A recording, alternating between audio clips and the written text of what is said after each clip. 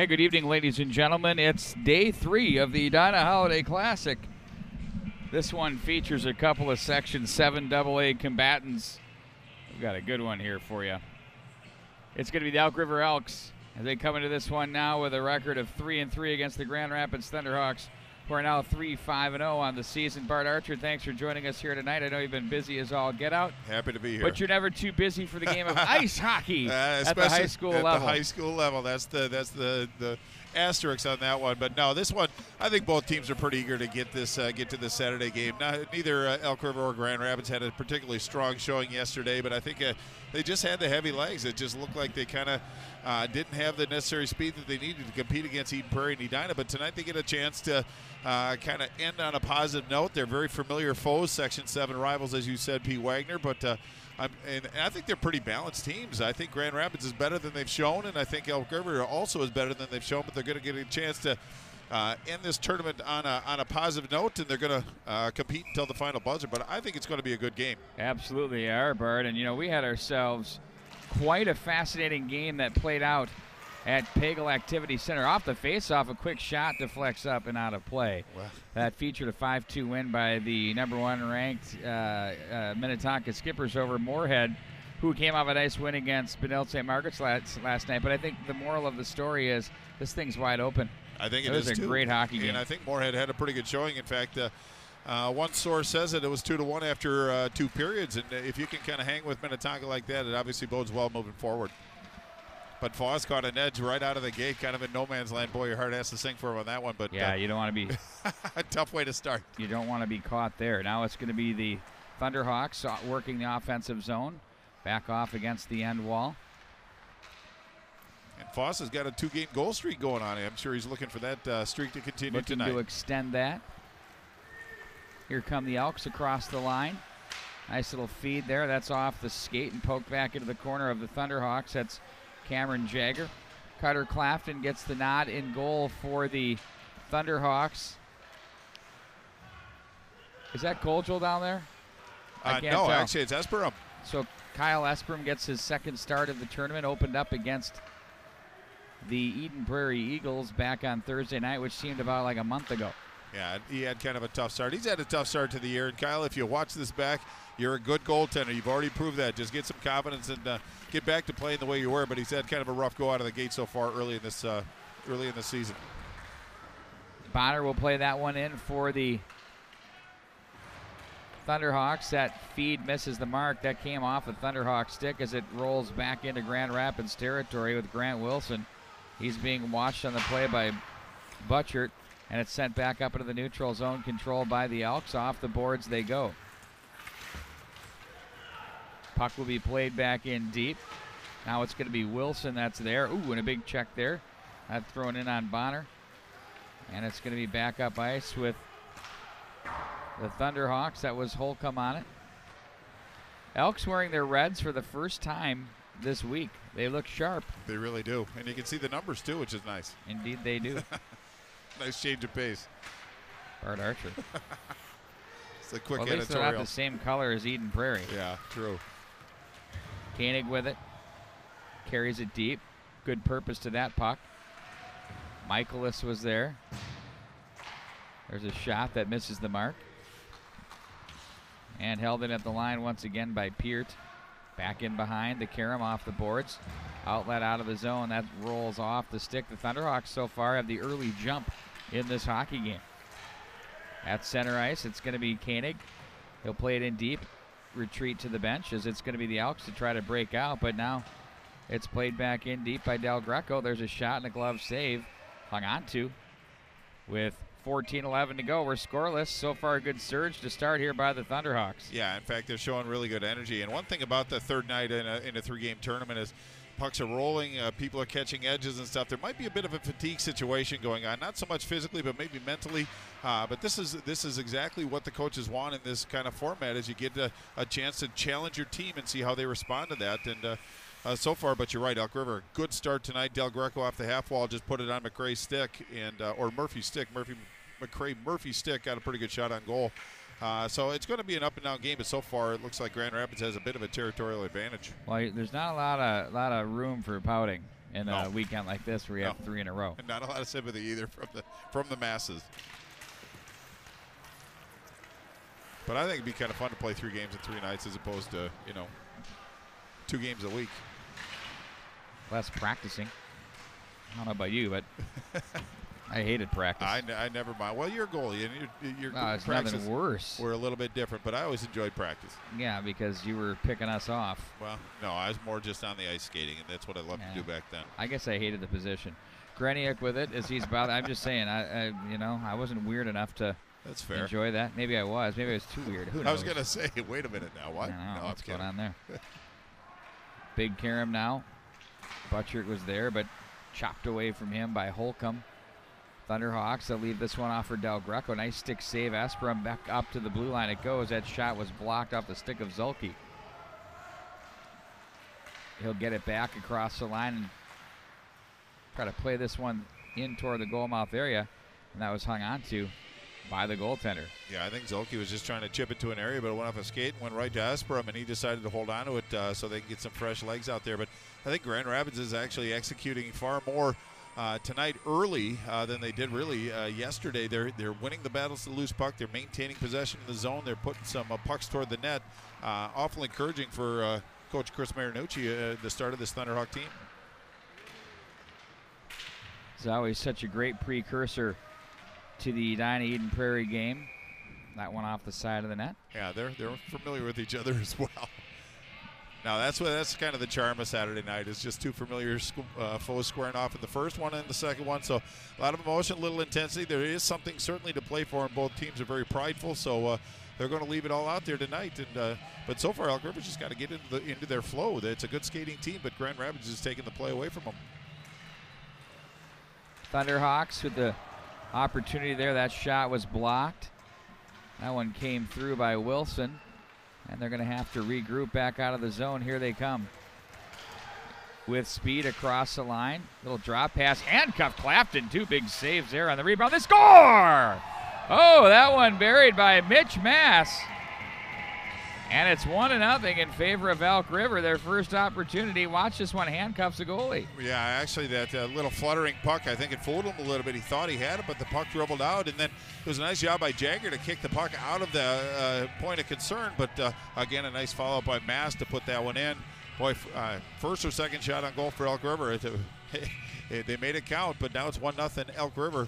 And Grand Rapids can't have a lull. They just have to get back and provide a nice pushback. But Elk River with an early lead. Front of the bench area. Miller was there.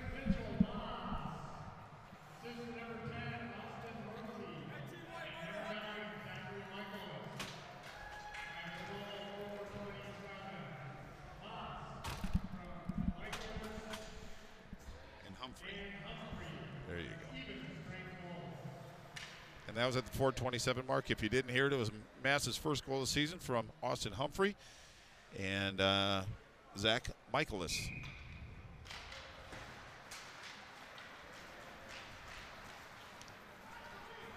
Penalty was also called on that play. That to the Thunderhawks. In the sin bin is Wyatt Miskovich. So we'll get to see the Elk River power play. Grand Rapids shorthanded right now as they're working the offensive zone. Look at this. Really suffocating the Elks, not giving them a chance to get out of the zone. Pretty aggressive kill. There it is, stepping up on the play. That was Peart. I love his game. He's a fabulous young player. You can see why he's a commit. Across the line, off the stick of Michaelis. And now it's going to be handled by the Elk River Elks. Humphrey's shot is blocked. Clapton goes down, kind of swims his way back up to his feet. Zach Michaelis again to the corner. Out of the right wing wall, it's going to be Humphrey, who's being hounded on the play by Peart, and hounded enough to force it back up into center ice, and through neutral he goes. Humphrey try to work a move there on Miller. The shot that's deflected wide of the mark. Miller back through to Michaelis. Wrist shot turned aside by the blocker there of Clafton. Now the Elks again. Backdoor. Michaelis wanted to go high to the short side. Nothing there. Shut down by Clafton. Nice save by the goaltender. Yeah, that was a great shot, but a better save. Just around his ears. He snared that with his glove. Well done. Peart plays this one ahead. Browse on the shorty. Sends that back in behind the net. Koenig there to gather, but loses the handle, and it's going to be the Elks regaining possession off the glove of Peart as he's going to. He played it to himself. I think there might have been a missed call on that one, but again, Oops. we're just going to have a face-off. But it was Browse that actually had some space. He was at the red line, and he had a whole lane that he could move up, but kind of at the end of the shift. It was a little early in the shift. He could have actually gone in and got a nice shot on Esperon, but he decided to send that one in. Just 10 seconds left on the Miskovich penalty. Grand Rapids did a great job of killing this one off. Really good job, and they'll bound one in on goal. That's handled there by Esperon, and back on the ice steps Miskovich as it's 5-on-5 hockey. 10:21 to go in period number 1. Zolke to the right wing side in front of the bench area. It's going to be Ferry with it and turn back across the line. Here come the Thunderhawks as they trail by 1 as that one deflects up and out of play. Well, one thing the Thunderhawks are doing is they're taking better angles. They have a little bit better commitment to the bit, but they're also supporting the puck. A couple different layers that Elk River has to get through to get into that neutral zone. So Grand Rapids doing a really good job of limiting Elk River's chances to exit their zone cleanly, and it's really paying some dividends. Now face-off down in the Elk River zone. 10 minutes to go in the first period. Elk River holding on to 1-goal advantage. Puck is rolled free by the Elks. The big man, that's butchered down the left wing side through the crease area. Now it's picked up by the forward Frankie and handled by Jagger. Back on the stick of Butchert, off the glass, and in it goes. Look out, better hurry up. Nice job to get that away from the oncoming forecheck. Back on the end line there by Zolke. Holcomb, now he's 2-on-3, try to create through the defense. Loses the handle as he is watched by Foss. They'll go up to the line. Here comes Peart, lifts into that one, and that's a nice save made by Esperon. Well, and it was a nice pass to get it out to Peart, and he just walked it a little bit and kind of ran out of some real estate as Michaelis was challenging him and went to the left side, but a nice save by Esperon. The more saves that Kyle Esperon makes like that, the more confidence he's going to build, and that's where it starts. But he's a good goaltender that's had some struggles, and if he can keep making saves like that, he's going to get back to where we know he can be. 2-on-2 battle from the corner. Puck goes down and swung over to the near boards. Shoveled down the right wing wall by Grant Wilson. Miskovich is in there. He's joined by Murphy. Try to find a feed to the slot area for Tevet, but he wasn't able to catch up to it. Now it's Peart to the right side. There's a shot that's deflected, that one from Wilson. And here they come back out of the zone. The Elks 3-on-2. Got numbers across the line. That snapper is blocked and up and out of play. That was a good busy stick by Grant Wilson, the junior defenseman. Just forced him outside and wrapped that one up and out of play. But, boy, there's not a lot of room to move out there. You get the puck and somebody's on you in a hurry, and I'm talking both sides. It's almost a mirror image because Elk River kind of doing what Grand Rapids was doing to them early, but that's what we kind of expected to see. These are two pretty balanced teams that match up pretty well, but not a lot of room to move out there. Got to move the puck in a hurry.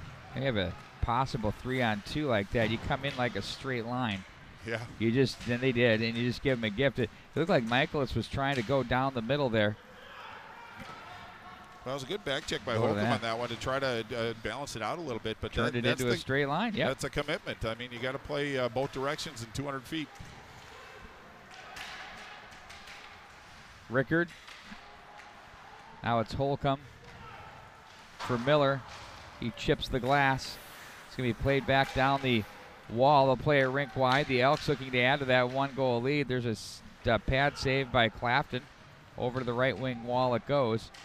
The Elks try to stay on the loose puck as they'll play this one up high from the right point. There's a shot that's deflected wide of Clafton. Forecheck ensues. Hustling in on that play was Elk Rivers Tevet. It's played to the near side. Bonner. That's in front of the bench area. Kicked away and back up to the blue line area. That was off the skate of Zulke.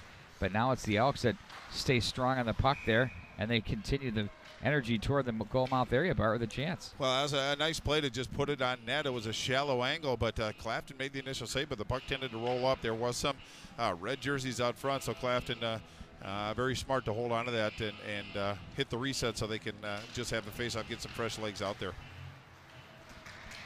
Any shot on goal in this game, I think, is going to be a good thing. Even if it's a shallow angle, just make the goaltender make a play and then get to the net. And so far, I like what I've seen by both squads. 7 minutes to go in the first period. 1-0 Elk River. They'll take control through center, across the line. Wrist shot high off the glass. Oh, wow. The big carom. That thing hit it flat. So it had that sort of, that's how the glass breaks when it hits it like that, when it's the flat side. Oh, there's a chance and a big save made there by Clafton. Love this one. Well, didn't give up any ground, Bart. No, you're right. It was Blake Johnson, just a freshman out there. He tried to spread the pillows. He actually had an opening in that, but Clafton sealed that door very, very quickly, held on to that. A lot of play down in the Grand Rapids zone in the last 2 minutes, so it looks like Elk River is finally kind of getting a little bit of their offensive stride going, putting the Thunderhawks back on their heels a little bit. Thunderhawks on it now with Peart. Chips it over the oncoming Humphrey. And now it's played to Peart back up out of the zone. Humphrey now will look to wind it up behind his net. Off the glass. Wanted to get it back, but it was turned right back over. Well, I like face off in their zone. I like the Elk River forecheck. Their angles were good. They were on the puck carrier very, very quickly, but Grand Rapids did a nice job of chipping the puck forward and getting out of the zone. It didn't look pretty, but it was very effective. Came down and got some offensive zone time. So that's something that eluded them in the previous 2 days. But Grand Rapids getting out of the zone efficiently is a key to success tonight. They'll play this one to the corner. Del Greco on it. Walks it up to the high right point. Nice little pass to play it to an open corner.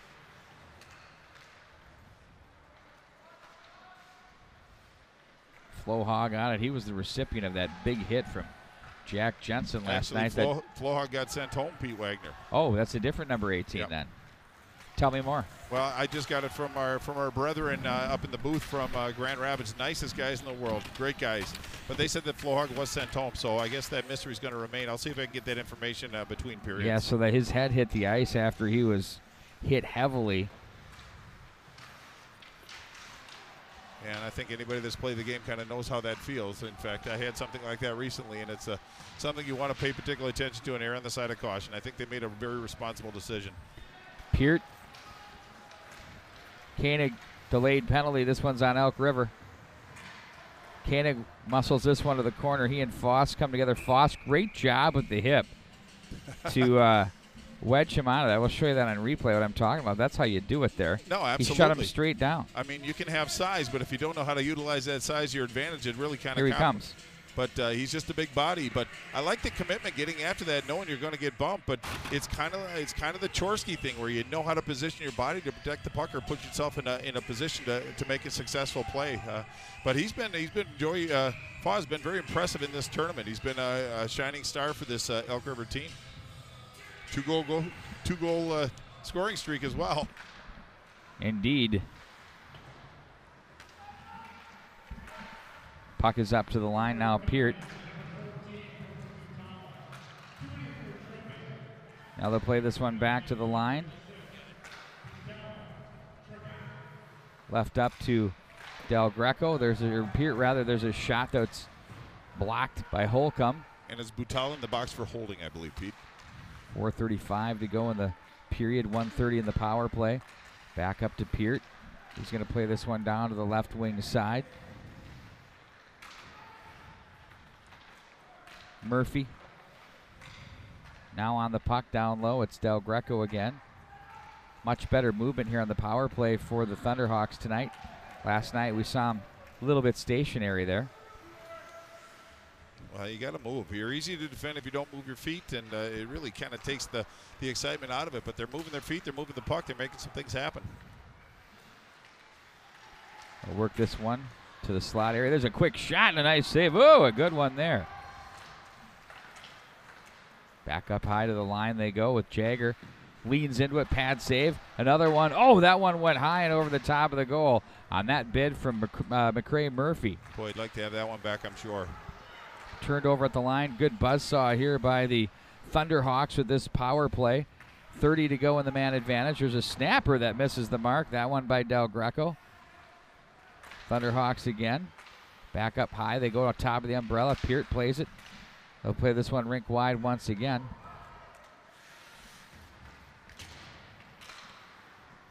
I'll load that one up. Shot on goal. Ooh, that one misses the mark. Ask for him a couple of big saves there to keep that one out of the back of the net. It has to make him get some confidence going on, but he looks good in goal right now. They'll try to force that one through.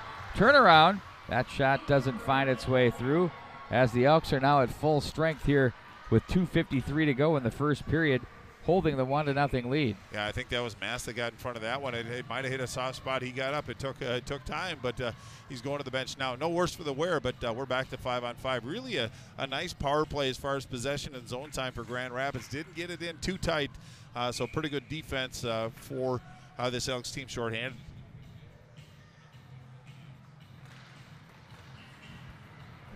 Face-off win by the Elks. Boy, got some Queen going here for you Bohemian Rhapsody fans. What a film. And still playing, too. That's the idea. It's the NBA. In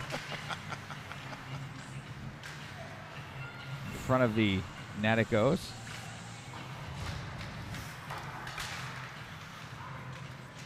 This is like the Mite Girls practice.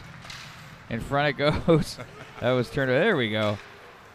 There was a bid there that was turned aside. Frankie had a look at the net. Clafton, both these goaltenders have been really solid in period number one. Yeah, in fact, I think Clafton's been one of the best goaltenders in this tournament to date. I mean, he's given up some numbers, but it's a team game. I mean, it's not just on his shoulders, but he's made some outstanding and impressive saves. Cross the line it goes. You want to talk about a fast-moving period. It's 6:23 on the clock here. We appreciate it. And, you know, we've got, what, 1:55 to go. Not a lot of whistles in this hockey game. No. They've had some flow and some back and forth. And there's a shot at on goal handled by Clafton. Yeah, it was a shot by Michaelis, and it was a feed from Jack Ferry. He put it right on the stick and just the top of the right circle. He took that shot, but Clafton just outside the blue received that puck, nary rebound. Face off to his left, 1:48 left in this first period. Been a good one. It's been enjoyable. But I just like the commitment both teams are showing. I mean, the third game and third nights, but they're still getting in front of the shots. They're still getting their sticks out there. They're competing. As I said, a lot of pride in both of these programs.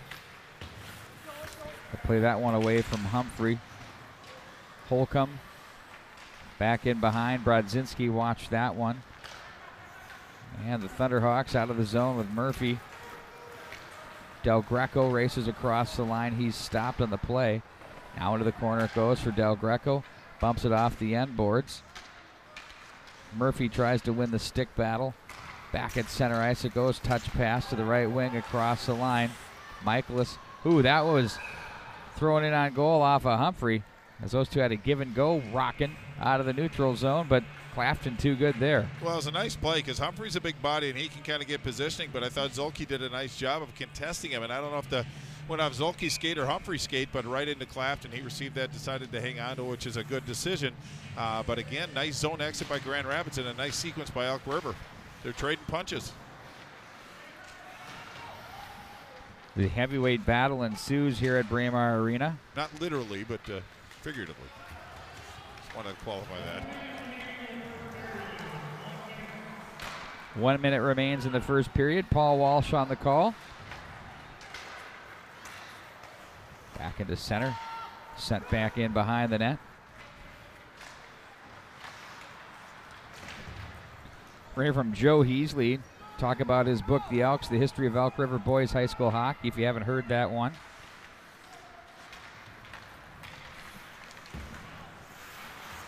.30 seconds to go in the period. Elks control at center. Glove hand save made by Clafton. Lays it off to the stick of Peart. Turned over the neutral zone. Now it's going to be Humphrey. turning this one back to the D's. They want to regroup. They don't have much space to go. They're going to just tuck it in and probably call it a number here for the period, as Foss will just let the clock wind down as they come up with a 1-0 lead here after one period. Oh, 0.1 to go. Wow, it's just going to be a formality. They're not going to be able to punch it. I mean, maybe if you had 0.5, you might be able to pull a Gretzky there, but that's not going to happen there. I might have put a little delay on pushing that button to stop the clock just to get going, but obviously you're going to have to go right to the net. But with 0.1, there's not much that's going to happen. So it's just a formality they're going to go through, but going to go and spend a couple minutes in the locker room and regroup a little bit. And we have a couple shout-outs to give to some of our viewers. We'll hold off until the second period. And, go ahead. Who's with us? Well, we have Al Corpy from I believe Northeast Wisconsin. I'm trying to interpret John's handwriting, and I think I'm pretty safe there. And Erhard Jaworski back with us tonight from St. Paul. We appreciate you, Earnhardt. And Sophia King from Michigan. Appreciate all of you. Thanks for joining us here tonight. We're going to take a timeout. It's 1-0 Elk River as they hold the lead. And a good first period between these two teams. We'll have a second period coming up for you in about 12 minutes right here at the MNHockey.tv. Great guest here on Hawk Dish as Tom Chorske is going to step aside for a minute. Can you believe that? Tom Chorske stepping aside for anything? I'm just kidding. We have Joe Hazley, who wrote a book about Elk River High School hockey history. And when you bring a guest on like this, it's historic. I mean, what's great about this is Joe played high school hockey at Elk River from 95 through 97. He was a part of a team that was in the top 1 or 2 all year long, and so he's connected to the storied history of Elk River. So I thought it'd be very fitting to bring Joe in as we get ready for the Edina Holiday Classic, which features 4 great programs from Elk River to Edina to Eden Prairie and Grand Rapids. Joe, thanks for joining us here on the show. Hey, Pete, thanks for having me. You bet. So you come about this book, and I guess we'll start from the very beginning. You grew up in Elk River, played hockey, and you've had a passion for the game, I'm sure. Yeah, absolutely. I moved to Elk River when I was pretty young, 4 or 5 years old, and started hockey shortly after that, and played all the way through in the Elk River Youth Hockey Association, and played high school hockey there for 3 years. And so, yeah, I've lived here a long time. I got a lot of, personal connections to Elk River and Elk River high school hockey. What got you started on this project, and what made you say, you know what, I'm going to go after this book and tell the story? I've been asked that a lot lately, and I can't remember why I wanted to start this. It was something.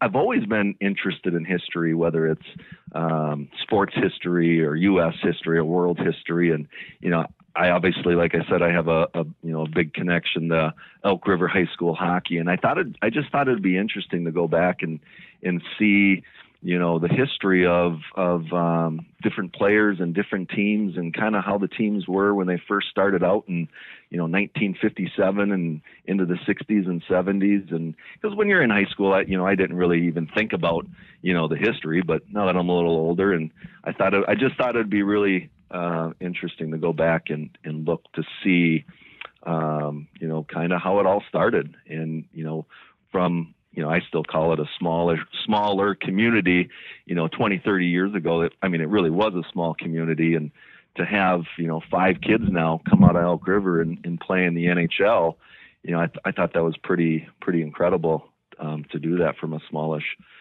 community like Elk River. So that kind of is what got me started into thinking, hey, maybe I can put something together here that people would like to see and people would like to go through. And I think people would like it. So. And some of these guys didn't just have a cup. I mean, one of them just retired after an incredible career. Paul Martin, obviously, we're talking about.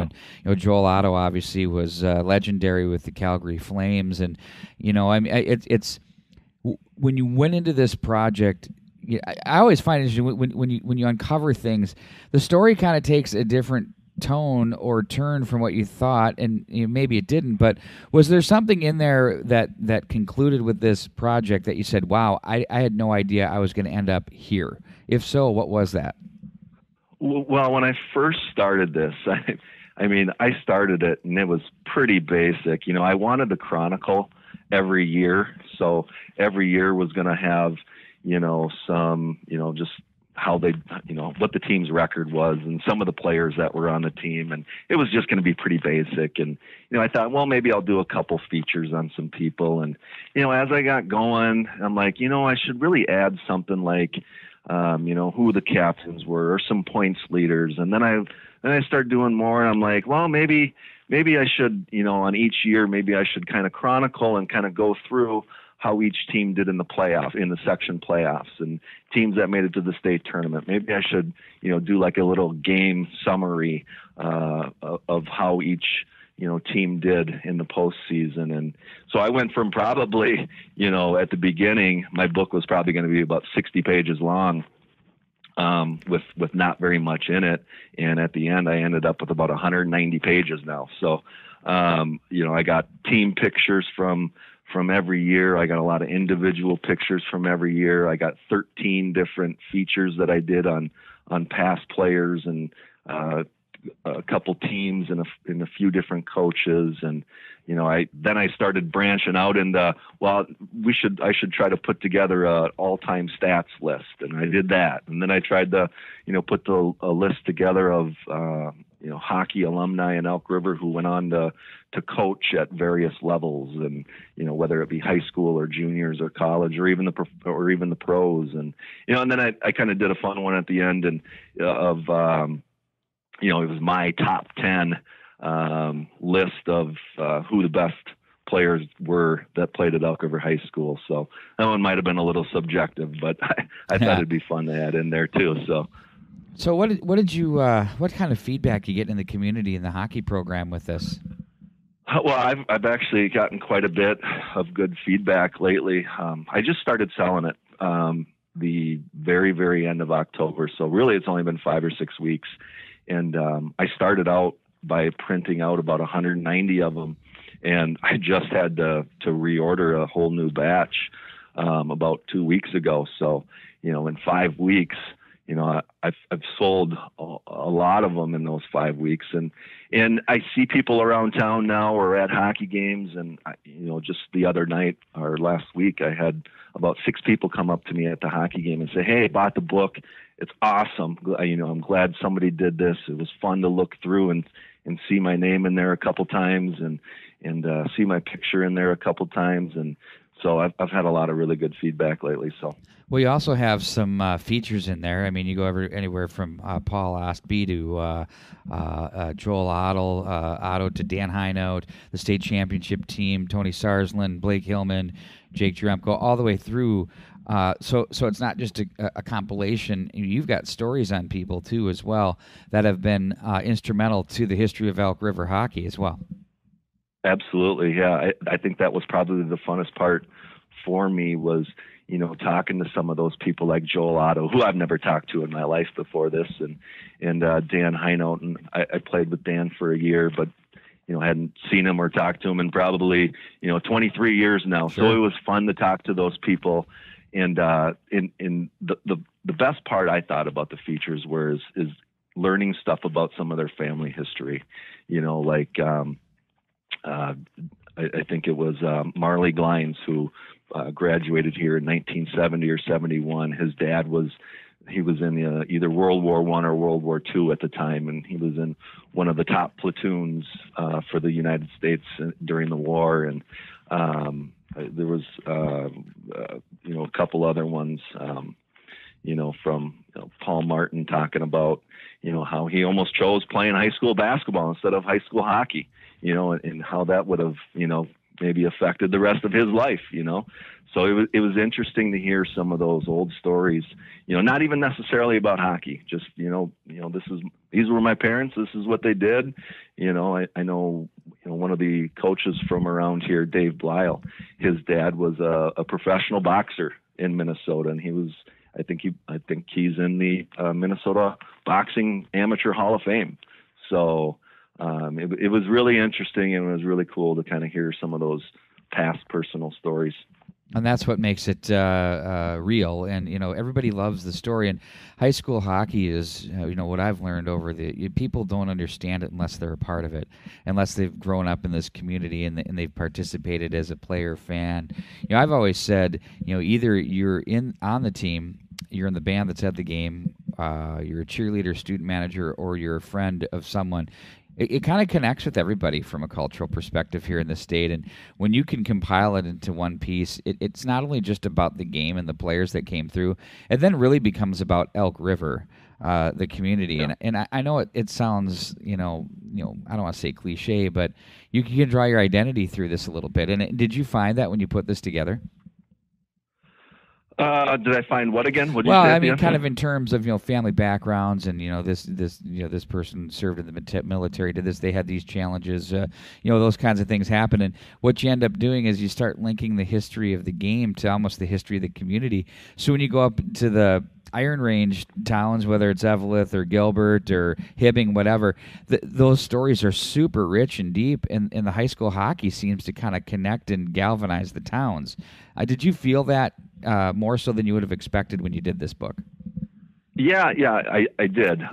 Like you said, hockey, in Minnesota it's so big, and nothing against football and nothing against the other sports and basketball and baseball, but like you said, there's just something about hockey where, the community, the hockey community is so strong and so supportive, of everybody, whether you're from Elk River or Edina or, up in the Iron Range. So yeah, I've had quite a few people, even buy the book, and I try to ask everybody who buys a book when I have a book event, you got a son here? Do you got, your husband used to play here? Is this picture going to be in here? Is he a former Elk?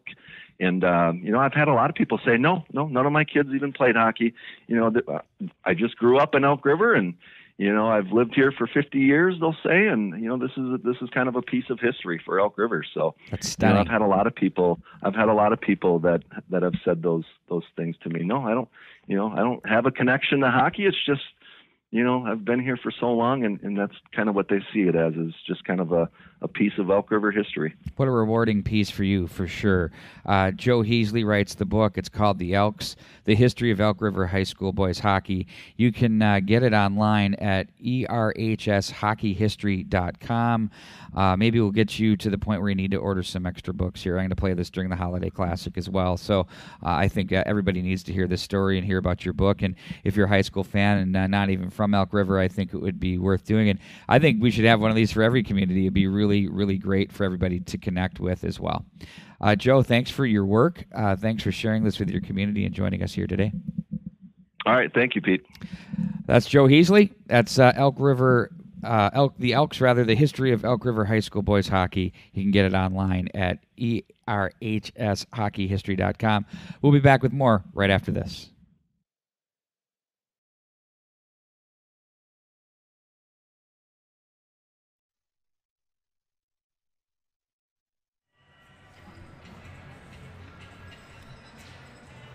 Welcome back to Braemar Arena. We're about ready to start period number 2. As you see the clubs, the Thunderhawks are on the ice. Here come the Elks. Bart Archer, period number 1, goes in the books to the Elks with 1 goal. Austin Humphrey scores from Zach. Mitchie Mass scored from sorry, Humphrey and yeah, that's right. Mitch Mass on the big rebound there. And the only reason why I said Mitchie is because that's what his Twitter handle was, so that's why I went that way. What way? It's Mitchie_Moss, I believe, or Ed. I know. I wanted you to say it twice. Oh, thank you very much for that.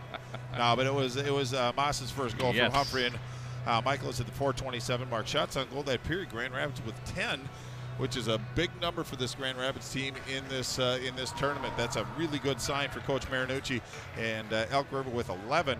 But it was a pretty good period, pretty balanced period. Each team had their chances. Goaltenders made some good saves, but I was very impressed with Kyle Esprom. He showed good body language. I really liked it. It looked like he built some confidence as that period went on. By the way, give us a follow at MN Hockey TV. We've got John Sands producing some great highlights. He's getting the goals up there for you to relive as well. And Don't forget about the smiling Matt Harrington right now, who's taking some great pictures. Right. He has one that, you know what, I absolutely nearly got an orthopede. I nearly got a hold of TCO because he sprained that shoulder so bad, he just yanked it right out of his joint. And they were familiar with him, too.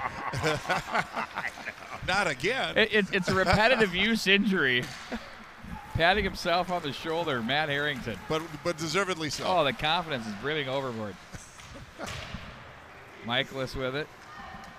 Just got skewered and didn't even know it. Boy, a couple edges early in this period. Ice looks real quick today, though. I mean, there's no, sometimes they have some drying issues or setting issues, however you want to say it, but it's looking workable today. Yep. Peart's shot was blocked by the defense. This is 5-on-5 now. There've only been a couple of penalties in this one in the first period, one to each club. Humphrey ahead to Michaelis. Goes from right to left across the line. Nice save by Clafton. Saw that one in at the release of the stick and turned it coolly to the right side. Michaelis again takes that one from Humphrey, who trolls high, wants to pull the trigger.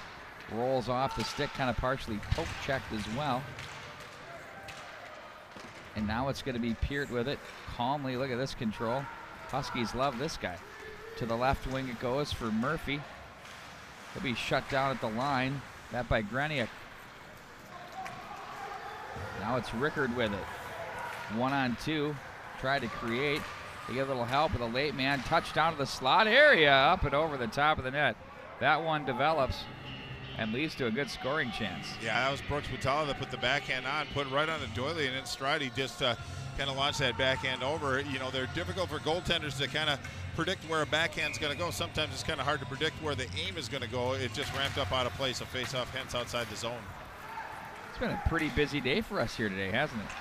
Indeed. Every day is a busy day. Fourth of 5 games. And Matt Harrington posting the game recaps for us from last night and the day before. And he's still brimming with energy as well. Matty, did you get those posted? Attaboy. You can check that out on the news page. But why would you leave this? Here come the Thunderhawks to center ice. Nice escape there by Bonner to the right wing. Shot by Wilson in on goal. Esperem the save. He's going to hang on the face-off inside his zone. Well, Booker was going out to challenge him, so it was a good quick shot on goal. But I think the thing as far as Esperem making that save, there was a Grand Rapid waiting in the wings for a rebound, but nary rebound face-off to his left. We're early in the second period. Elk River holding on to a 1-goal advantage, but Grand Rapids looks like they got some energy in the offensive zone today. That was a nice battle in front of the net there. There's been a lot of series of one-on-one battles that have been pretty contested. Like to see it. Peart reaches and gathers. Side steps up to the left side. Elks absolutely shutting down the neutral zone there. Didn't give Peart much as he lays this one back in behind the end boards.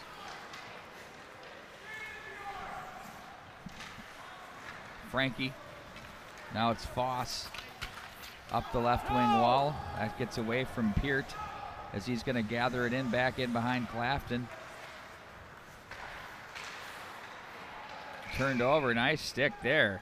And in on goal it goes. Well, it was Peart that just did a cross ice to Jagger. It kind of rolled on him and back to Clafton, and he just opted to go ahead and hang out of that puck. I think Grand Rapids was in kind of a need of a line change as it stands right now. So really a good responsible decision by the goaltender.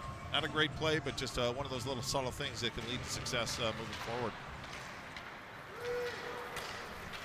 Here they come, the Thunderhawks. Trailing 1-0 off the boards. Nearly took out the official. Humphrey tried to race into that puck. Now it's going to be picked up by Greniak. Drop pass. Michaelis, a bomb on a short side blocker. Then they try to tuck that one home, but Clafton gets there. Back in behind.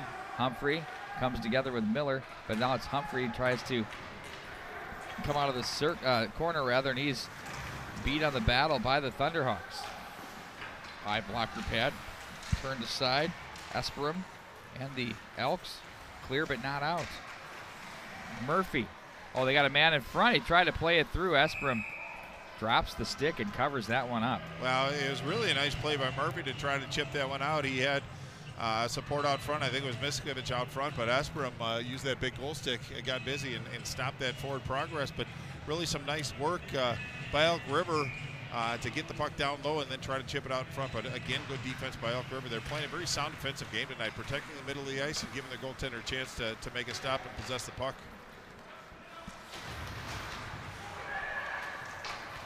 Jam up on the wall. As the Elks try to work it up their left wing, they can't. Now they get it back. It was sent to center ice, and the length of the ice it went off the stick of the senior Zach Butchert. Well, Kobe Koenig, the senior forward for the Thunderhawks, took on Big Joe Foss. Didn't hesitate at all, and that's what you need. To coin a Gardy phrase, obviously it's cliche and kind of corny, but not the size of the dog in the fight, but the size of the fight in the dog, and he showed some fight in that one. I just had to get a cliche out of the way. Now we can move on. Yeah, I was gonna say it's been a while. From the line it goes. Yeah, what, 10 minutes? It's a while. For me. Oh, nice. Oh, to the slot area. Shots blocked. A rebound. Another save.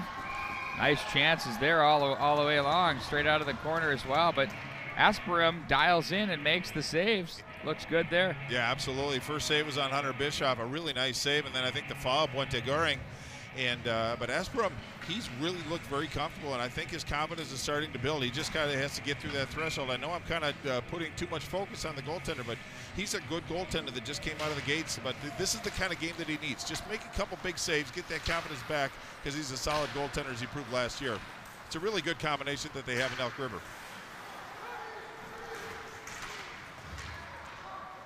Nice feed there off the left circle. Del Greco dusted it, or checked that. That was Holcomb that dusted it off, and in doing so had it poked it off the stick. Offside on the delay for Elk River. They'll touch back up, and it's going to be the Thunderhawks to regroup in their own zone. Zolke. Outlets to the right wing side. Ooh, they nearly got a hand in on Jagger. He got it deep, though. The assistant captain cycles out front. And the foot race for the loose puck. Nice little jump there by Brous to come away with it. Thunderhawks now with it. Ooh, got away from one man there. And it's right in front of the bench area and up and out of play. Well, if your defenseman is going to activate and get down deep in the zone, the forward's going to have to come back and cover. So they were pretty fortunate because there was a lot of open space on that wing. But it was, as you said, a nice hustle by Brous to get back and corral that puck back up. Otherwise, Elk River the other way. I'm a little surprised Elk River hasn't turned up more of a physical game. They've been physical, but with the size advantage that they have, they could really kind of at least put the Thunderhawks' heads on a swivel a little bit. But first, you got to catch them and get into position. And Thunderhawks have done a pretty good job of maintaining their speed. Rolling puck to center ice, controlled by the Thunderhawks. They're going to center right back in. They've had the better of play here in the second period.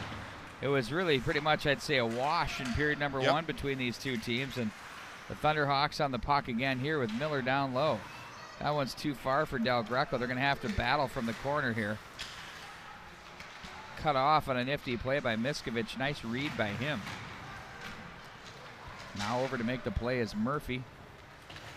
He'll get it back from Miskovic, albeit momentarily, as there's Michaelis.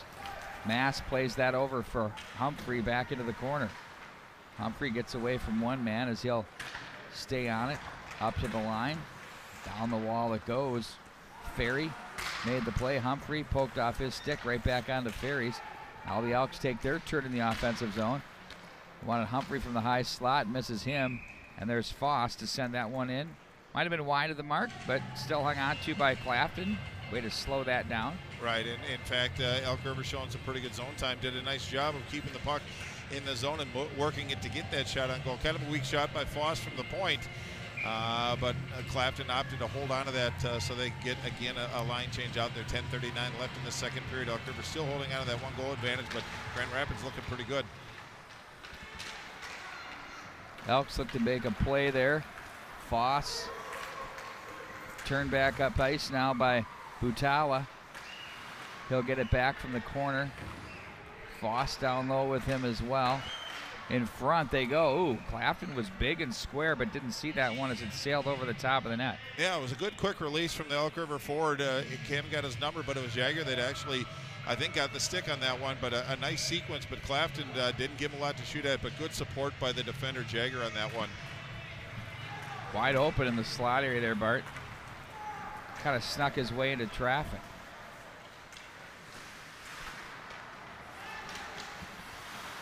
Poked off the stick of Butchert, who comes away with it. Gets some help from Greniak. Greniak was there. Thunderhawks blinding here in the neutral zone. Esperum tried to clear it. Stick got a little flat on him, and up and out of play it goes. Boy, it's got to be tough for a goaltender. The puck coming at you at a slow rate of speed. And kind of wobbling.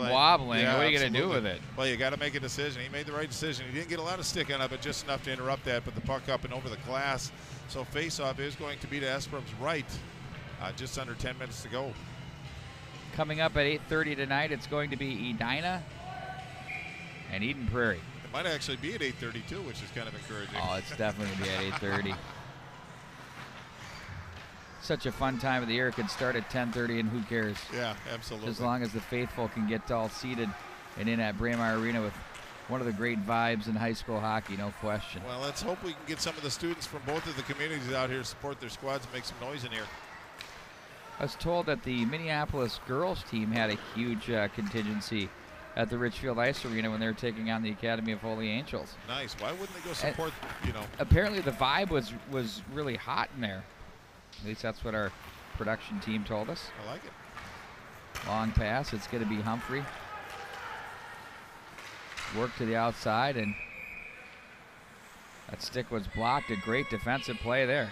Well, yeah, indeed it was. He went stride for stride with Humphrey, and he kept trying to find that shot from the circle. Pretty much got below the dot and then took a poor angle shot. But again, another busy stick up and out of play. So faceoff is going to be in the Grand Rapids zone. But Humphrey's not shy about shooting. He wanted that shot. He wanted to put it on goal. But again, a nice challenge by the defender for the Thunderhawks.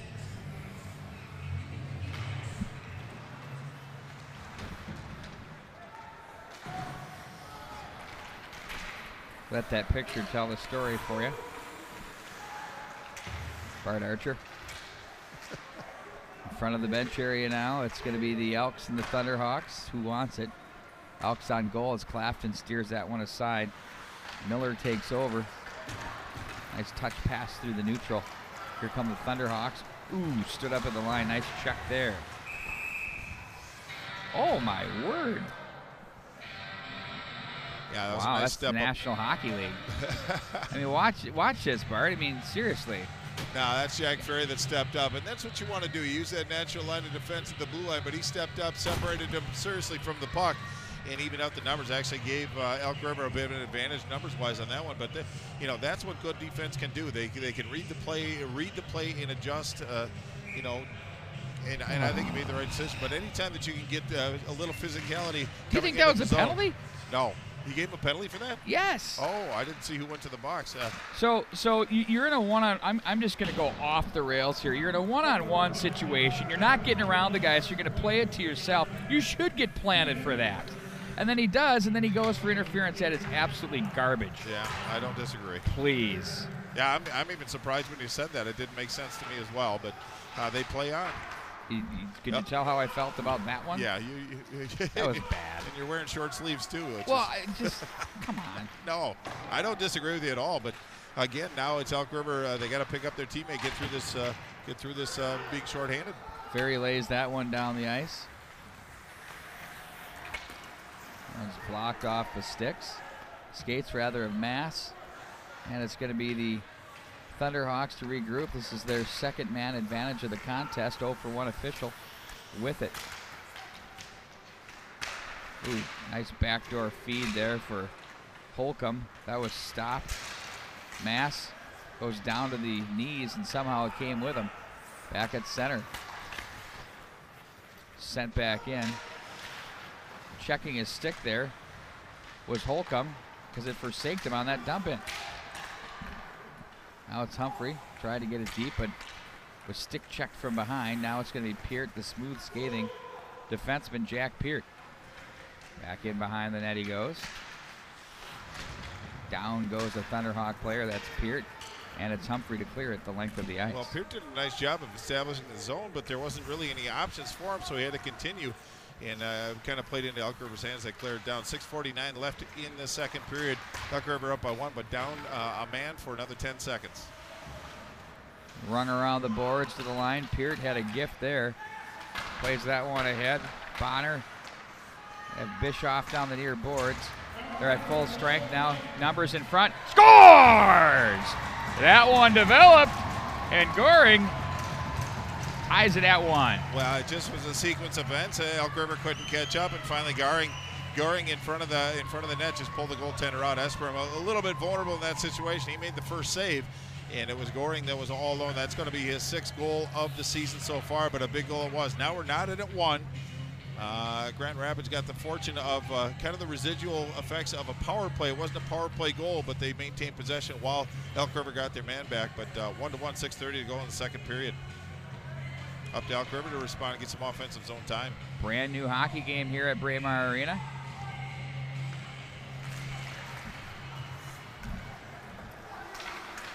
From center ice, that one's laid back in behind the net.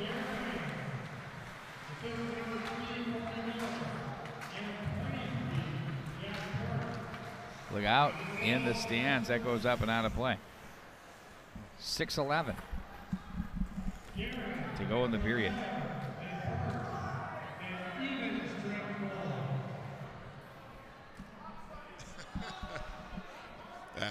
I didn't get the time, but Miller and Peart on the assist on that one. Not a power play goal, even strength goal.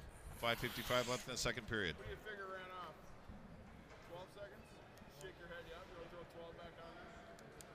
12 seconds. Everybody does. You heard he said? Arithmetic, right? He said, shake your head. Yeah, put 12 seconds on. Well, I mean, what do you know? I mean, it's... You know, it's more than just pushing buttons, so your heart goes off from a little bit, as long as they get it right. No. Okay. 60.7. Oh, no. The pressure was just insurmountable. Well, he got There's through nothing it, worse than that. Have you ever run the clock for a youth game? Have you ever done it? No, I've done it for my adult team. When we're down by 2 goals with 2 minutes to go. So, but have you ever had anybody yelling clock at you? Oh, yeah. A lot of things would be beat. Clock's just one of them. Oh, God. You know, we run tournaments here for the Edina Hockey Association. Nobody wants to run the clock. Gee, just too much pressure. Right. Not a lot of reward. Oh, God. In front it goes. Taken out of there by Greniak. Nice transition by the Elks through center with speed, but there's a good defensive play. It was blocked off the gear of Wilson. We're down to now 5.5 to go in period number 2. Back up through center, foot race. No ice on the play. Esperum's got a nice stick back there. He's not afraid to move it. Back into center ice, Cody Miller over for Wilson. Looked ahead. That got through the Elks. And to the bench goes Koenig, as it'll be played to the right wing wall. Michaelis takes this one in stride. He can fly. Cross line, puts on the brakes. That one's deflected off the stick of Humphrey to the right wing boards for the Thunderhawks. Out of the zone they go. Murphy across the line, makes a nifty move there. He's stopped on the play. Ferry swatted away by Miller. Oh, a shot that goes over the top of the goal. Looking to label that to the top glove was Murphy, but now it's the Elks back up through center with Michaelis. And they're just offside at the line. Yeah, that was Moss, the Elk River goal scorer, just snuck in a little bit. It was Michaelis that cut. But Pete, in most places, you know, they have lively end walls, no different here at Braemar Arena, but the glass is very lively as well. A lot of times if you want to dump it in and have it die, you want to put it off the glass. If you want a bit of a carom, you want it off the boards. But, boy, even the glass here is lively, so they're going to have to be aware of that in this game.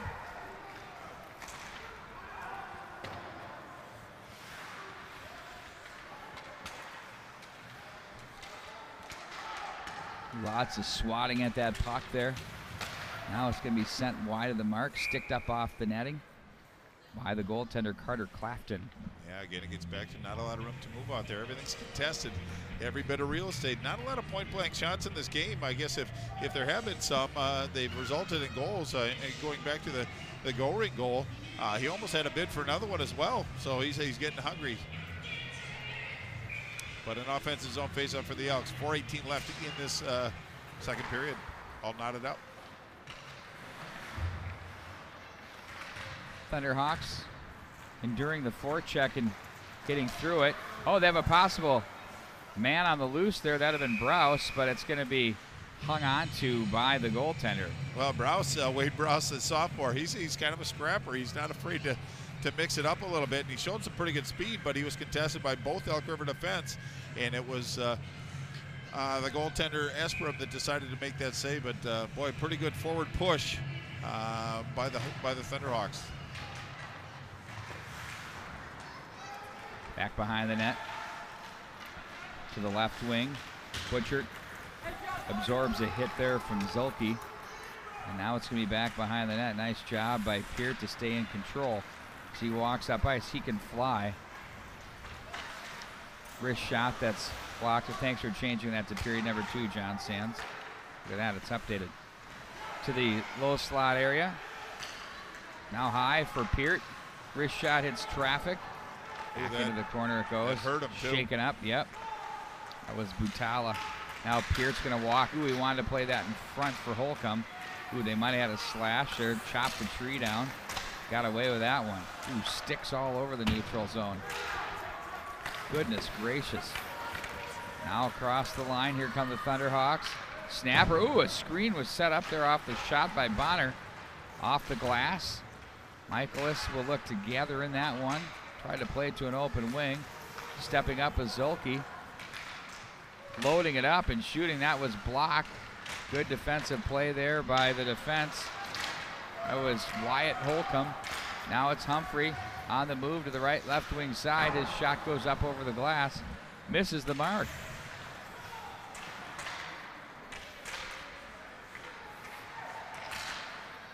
Humphrey again shoots that one up over the net again. Well, and I think that was ramped up and out of play by Grant Wilson. We've said his name a couple different times tonight. He's really a nice defensive stopper.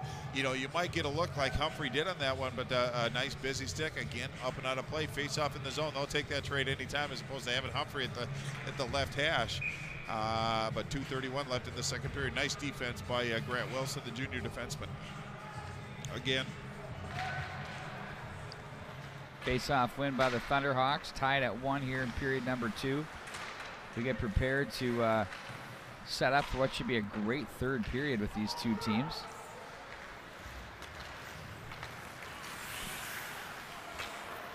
Regrouping is Miskovich. On it, that's Del Greco. Pushes that one ahead. Nice job to fish that one free.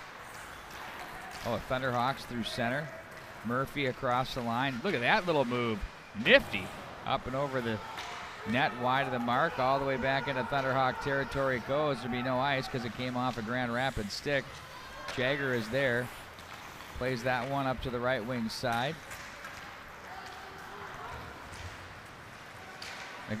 McCrae Murphy again with an opportunity. Sliding over is Miller to make the play. Del Greco gets a foot on that one. They look to clear that with the defense with Frankie, and that didn't get out. And now it goes to center with 1:24 to go in the period. Thundering off the boards. They'll walk down the line. There's a one-timer, misses the mark. Elks with it. And now it's going to be picked up by Ferry. Gets away from one man. Now to the right wing side. Controls it, plays it to the corner. It was deflected as they pin up on the boards. Thunderhawks fight that one free, but the Elks support and come away. Greniak from the right side's blocked to center. Look out, they play it to safety. Oh, yeah, oh, wow. Nothing called. Oh, there you go. That was a little delayed reaction there. You could hear the gear wheels right on its way up. Gives a new definition to delayed penalty on that one. There's two. Which one do you want? Right. multiple choice. You don't get that very often, but he did choose Greniak to go. Greniak with 5 goals on the season so far, obviously an important part of this Elk River defensive core, but Grand Rapids with 48 seconds left in the second period in a tie game get a great opportunity to go into the locker room with some confidence and maybe some momentum.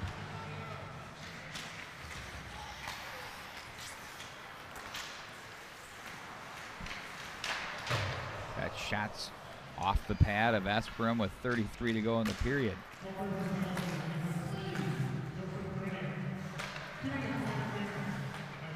Slot area shot that's blocked. All the way up to the line it goes, 22 to go. Oh, open! Scores! What a play! Down low, and it's 2-1 Grand Rapids. Well, I believe it was Koenig from the point that saw Goring down on the weak side all alone, just put it right on his tape, and he went up and over the shoulder Esperum on that power play goal. Goring with a terrific touch there. And a nice feed from the blue line. Well, that's why he's got 7 tallies on the year, 2 tonight. But you need finishers on this team, and he fills that role quite well. But I thought it was really very good vision by Kobe Koenig, the senior forward, playing the point of the power play to feather that puck through some traffic, and a nice one-time redirect shot by Goring. Now it's 2-1, up to the Elks to respond. Time is running out in this period. Clafton covers. We're having a terrific third period here between these two teams. It's been a great hockey game. Tightly contested. The Tradition Edina Holiday Classic from Braemar. And all your Tradition companies at traditionco.com, one of your great institutions in the state of Minnesota, one of the top 150 workplaces. It's a place to go for all of your home and financial needs, from wealth management to home mortgage to home building. Custom homes. They got it all covered for you. Check them out at traditionco.com. Ooh, another penalty coming up. Wow. Yeah, and I think that's actually going to be on Ferry.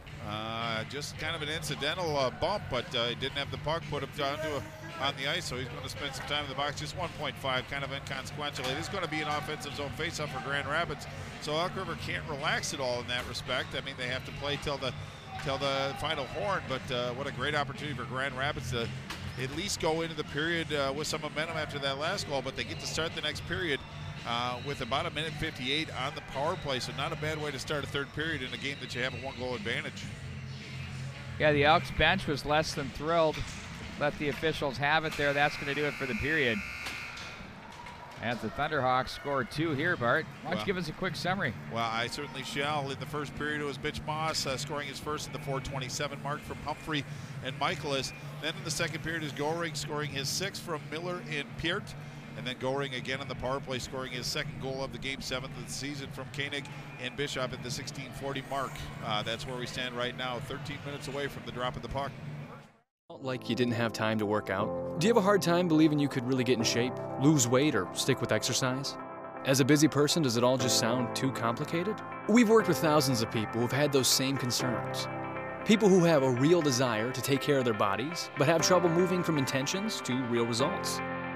Based on 20 years of development and cutting-edge science, we have created a breakthrough and totally data-driven exercise program that can fit into anyone's schedule. It's all about quality over quantity. In just 20 minutes twice a week with one of our certified coaches, you can finally enjoy strength and experience success. Most traditional workouts fail to deliver the results people desire because they aren't designed with individuals in mind. Our Smart 20 workout measures your unique makeup, and our trainers are there to make sure you get a workout that's designed perfectly for you. Never before has there been a combination of strength and conditioning put together in such a safe and efficient manner that's totally accessible to everyone regardless of their current fitness level. Thousands of people have seen the results and shared their stories, but don't just take our word for it. Don't take the word of our thousands of success stories. Come in and try it for yourself. We believe so passionately in how we can help you that we are offering you the chance to get a free trial of our Smart 20 training sessions with one of our knowledgeable coaches. There is absolutely no commitment on your end. Plus, we'll answer all of your questions about how to meet your health, weight loss, and fitness objectives. What have you got to lose? Come in for your free personal Smart 20 sessions. Register for your free sessions by signing up at exercisecoach.com. Periods on our Minnesota high school hockey coverage, and are pleased to be joined by Tradition Capital Bank's Scott Boyning. Scott's the market president for Tradition Capital Bank. And Scott, you got quite the thing going on here. Can you kind of give us an overview on Tradition Capital Bank? What is it? How many employees, future offices, or what you have for offices and future growth? Sure. Thanks, Pete. Thanks for the opportunity. Tradition Capital Bank was a de novo bank in July of 2005. Today, 13 years later, we're about $700 million in assets, so a nice-sized bank. Main locations in Edina, Minnesota. We have a full-service bank in North Oaks, and possibly looking going to the West Metro in 2019. Oh, really? Yeah. Can you give us any nibbles of what you're thinking? Or just growing the franchise. We've got a lot of clients and referral partners out in that area, so that we will be able to service the entire Twin Cities metro. Boy, that's fantastic. So you'll have all angles covered there. From your bank, I personally bank with you. Thank you. And I love it. It's very efficient, very impressive. The staff is great, and all of the services are fantastic for me from a business perspective. Can you tell us a little bit about what makes your bank unique? Yeah, we really focus on the relationship banking model, which is really getting to know our clients. So we're more positioned as a private bank, which means a lot of different things to different people, but really what we're focused on is larger relationships, less customers, more service. Kind of the old school way of doing banking. We sit down, meet with an individual, talk about themselves and their business and how we can help them. If it's over a cup of coffee or if it's at the bank or at their business, it's the face-to-face handshake type relationships we have. That I think in this day and age in banking kind of sets you apart with some of the big guys. The big out-of-the-box chain type banks we've seen. But the other thing is how much has that, do you think, contributed to your future growth out to the West, and also your $750 million in assets, that type of strategy? How much has that played into it? It's a very important part of our strategy. We're 99% referral based, so great clients like you telling other people that's the best way for us to grow. We've been organic growth from day one, hiring good people and taking care of our clients, and that's how we continue to kind of see our growth going forward. Now, we know the economy has been soaring and the stock markets have been incredible, and it's been, for a lot of people, a good year. How has the year been for Tradition Capital Bank? It's been another strong year. We've had about organically about $100 million of growth year over year for the last 4 years. And a lot of that is attributed to the overall economy in the Twin Cities and Minnesota market and the real estate market. Obviously, lately rates have gone up a little bit, but we still